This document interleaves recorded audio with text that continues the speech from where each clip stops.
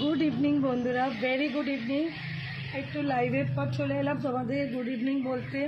একটু দেরি হয়ে গেল, সন্ধে তো হয়েই গেছে, একটু দেরি হয়ে গেল, সরি ফর দ্যাট। তো বিকেলের চা কি সবার খাওয়া হয়ে গেছে? মনে হয় না সবার হয়েছে, সন্ধে দেওয়া তো হয়েই গেছে বলো। তো আমি যাচ্ছি বিকেলের চা করতে। তো যদি কেউ চা খাও তো চলে এসো আমার বাড়িতে, আমি কিন্তু খুব ভালো চা বানাই। যদি প্রুফ চাও তাহলে আমার বাড়ি আসতে হবে কিন্তু।